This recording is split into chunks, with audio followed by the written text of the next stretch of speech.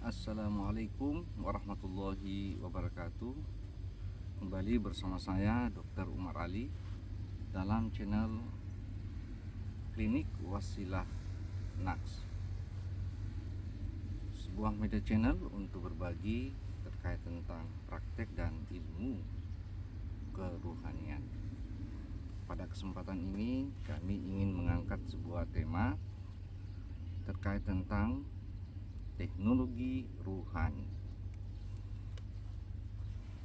Sekarang ini kita sudah memasuki era milenial, kita masuk generasi Z, sebuah generasi dan era serba dengan teknologi.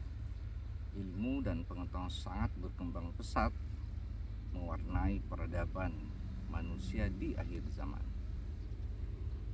Dengan perkembangan ilmu, pengetahuan, dan teknologi, ini juga seiring akan mempengaruhi terkait tentang perkembangan semua bidang dan dimensi hidup dan kehidupan manusia, terlebih terkait tentang kehidupan beragama dan bagaimana sejarah manusia seiring dengan pencariannya mencari sejati diri, bagaimana meyakini sebuah ideologi atau kepercayaan terkait tentang ketuhanan.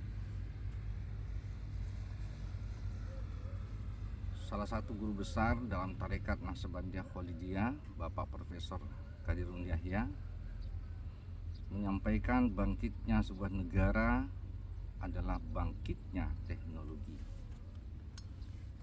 Begitu pula dengan bangkitnya agama, setelah bangkit pula teknologi agamanya. Itulah yang kami sebut sebagai teknologi ruhani. Dalam praktek tarekatullah, terkhusus dalam praktek tarekat Qadim Naqsabandiyah Khalidiyah Nusantara, ini telah menggandeng teknologi ruhani yang disebut dengan Wasilah Naks sebagai nama media channel klinik rohani kami. Wasilah Naks itu adalah Nuclear Awesome Quantum System, perpaduan dua ilmu pengetahuan besar di era modern, ilmu pengetahuan tentang nuklir dan kuantum. Sebagaimana juga yang disampaikan salah satu tokoh besar kuantum, mekanika kuantum, Nikola Tesla. Beliau menyampaikan, if you want to find the secret of the universe, things in terms about frequency, vibration, and energy.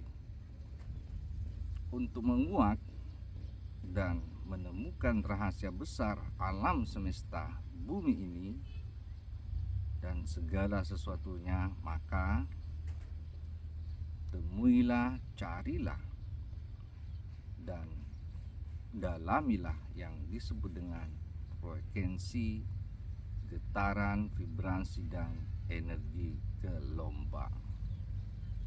Nah, disinilah bangkitnya teknologi agama atau teknologi ruhani dengan kembalinya wasilah agama yang disebut dengan channel ketuhanan, yang darinya ada gelombang dan frekuensi nur Allah, kalimatullahi hiyal ulya, yang kembali dibawa oleh orang pilihan yang dulu disebut sebagai nabi dan rasul, dan sekarang di akhir zaman dilanjutkan, dipilih dan dikehendaki oleh orang-orang manusia pilihan yang disebut sebagai warasatul anbiya, ulama pewaris nabi. Lebih spesifik di Al-Quran disebut sebagai Al-Kahfi 17 waliyam mursyidah. Lebih detail lagi disebut dalam sistem kerohanian dalam An-Nisa 59 sebagai ulil amri minkum. An-Nisa 59 ini menggambarkan terkait tentang tingkat dimensional atau lapisan dimensional Allah yang di ujung akhirat, di maha akhirat, menghampiri makhluk manusia dan semesta ciptaannya dengan menggunakan teori konsep dimensional Allah yang di ujung akhirat, maha akhirat, kemudian turun di akhirat, itulah alam ruhani, dan kemudian mewujud bertajalli di alam jasmani dunia. Itulah diemban, dipilih utusan yang disebut dengan ulil amri minkum, orang yang dikuasakan untuk membimbing dan memimpin ruhani seluruh manusia. Inilah yang disebut dalam surah An-Nas, Malikin Nas, Ilahin Nas, rajanya manusia, sesembahan manusia, Tuhannya manusia. Dan begitu banyak ayat secara dimensional Allah menyebut dirinya aku pada lapisan dimensi maha akhirat yang undefinisi, undeskripsi, yang tidak bisa dideskripsikan, digambarkan, undefinisi dan tidak bisa didefinisikan. Inilah yang disebut dengan laisa kamitslihi syai'un, tidak bisa diserupakan dengan apapun yang belum pernah terlintas di dalam akal, pikiran, jasmani manusia. Tetapi Allah menggunakan utusannya menggunakan yang disebut dengan Allahu nurus samawati wal ard. Allah bertajalli melalui lapisan dimensional nurus samawat, cahaya di langit dan cahaya di bumi. Itu satu tali yang sambung menyambung, yang dibawa oleh para nabi dan rasul dan ulil amri minkum di zaman kita sendiri pada akhir milenial, akhir zaman ini. Nah, apa teknologi ruhani? Ketika kita menggandeng channel ketuhanan, ada nur, ada frekuensi dan gelombang ketuhanan, maka disitulah berlaku rumusan fisika matematis bahwa apapun kita di dunia ini yang maha terbatas, yang sangat terbatas relatif, X ketika menggandeng faktor mutlak, faktor wasilah ini, X per tak terhingga, maka hasilnya adalah limit nol. Maka kita di alam jasmani ini akan mengalami proses adaptasi zero. Inilah yang disebut la haula wala quwata illa billah. Inilah yang sering dilafadzkan dalam kalimat tauhid la ilaha illallah. Hampir semua agama menggunakan teknologi, metodologi dan sistem yang sama. Inilah yang disebut dengan agama samawi. Ada pula yang menyebut agama bumi. Agama-agama samawi yang dibawa oleh Nabiullah Ibrahim yang dikenal dengan ajaran agama tauhid, yang juga disebut sebagai agama Semitik, berasal dari Timur Tengah, yang sekarang dikenal dengan 3 agama besar, Yahudi, Nasrani, dan Islam. Begitu pula disebut dengan agama bumi yang sumbernya disebut sebagai agama Arya, dari suku Arya. Sana ada dari Asia Selatan, ada Hindu, Buddha, ya, kemudian agama-agama Majusi dan lain-lain. Nah, terlebih pada agama-agama Oriental yang ada di Asia Timur seperti Cina, Jepang, ya, ada agama Konghucu, agama Tao. Pada prinsipnya agama langit dan bumi ini sama saja. Itu semua adalah agama yang turun dari Tuhan yang sama dengan sistem dan metodologi yang sama. Karena turunnya secara temporal sesuai dengan waktu, ruang, dan dimensinya, maka agama ini kita lihat berbeda-beda secara syariat. Tapi ketika kita memasuki dimensi rohani menggunakan teknologi rohani, maka itu akan memenuhi prinsip tauhid yang sama. Permasalahannya adalah ketika agama ini apakah sudah menggunakan teknologinya, sistem dan metodologinya. Ternyata bisa kita lihat fakta, sejarah, dan apa yang terjadi hari ini. Apakah agama sudah memberikan berkah, rahmatan lil alamin, menciptakan perdamaian, kemakmuran dunia? Ternyata masih jauh api dari panggang.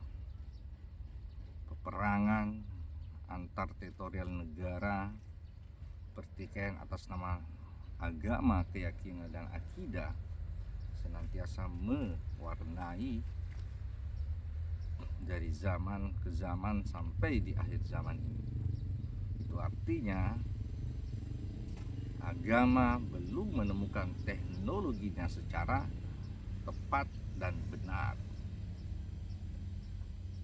karena hilangnya tadi yang disebut dengan sistem teknologi, sistem wasilah.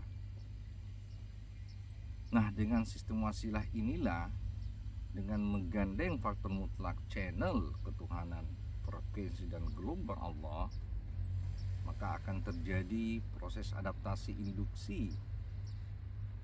Kita mendapatkan guru wasilah, guru nur, guru cahaya, guru yang dipilih, yang hadir di tengah-tengah kita semua, yang itu manusia pilihan yang menggandeng faktor ketuhanan yang sumbernya dari alam maha ruhani dan alam ruhani masuk ke alam jasmani secara dimensional. Hukum dimensional berlaku. Higher dimension command lower dimension.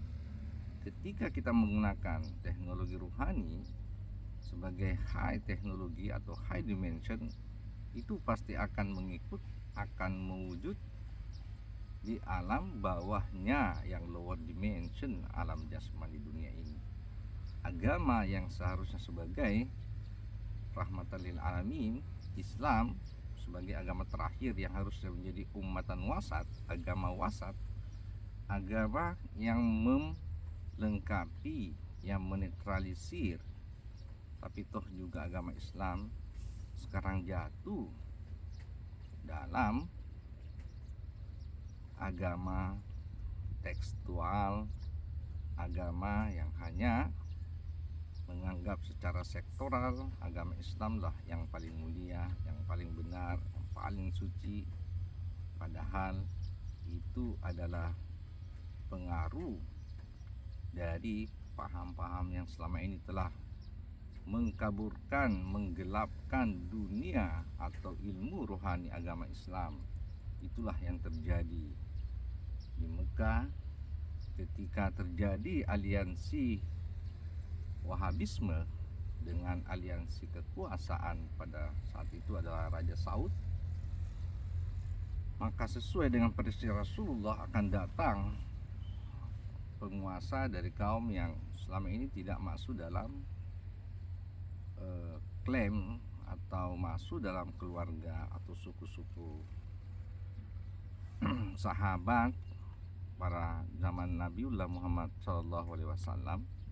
Tapi justru inilah yang menguasai Arab Saudi, Mekah. Maka pada saat datangnya paham Wahabisme, maka hancurlah ilmu ruhani, maka jauhlah agama dari teknologi ruhani. Paham-paham tasawuf, kitab-kitab sufi dibakar dan dihilangkan di berbagai media-media perpustakaan dan literasi.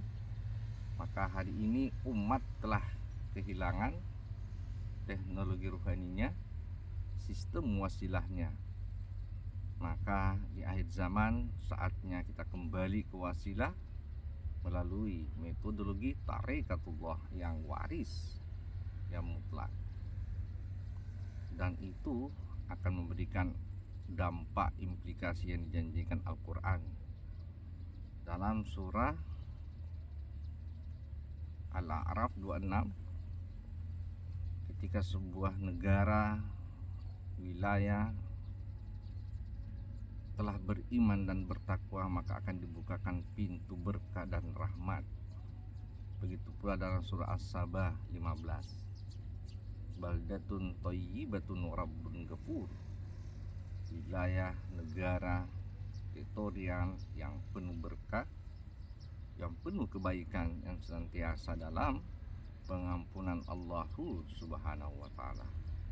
Itu adalah ayat-ayat qadim yang harusnya dipraktekkan dalam ilmu qadim. Itulah ilmu ruhani, itulah teknologi ruhani, itulah praktek tarekat qadim yang saatnya di akhir zaman akan kembali. Dan itu sudah qadarullah. Nusantara Indonesia akan memimpin teknologi dan peradaban agama sedunia. Akhirul kalam, billahi anta maksudi wa ridha matlubi. Assalamualaikum warahmatullahi wabarakatuh.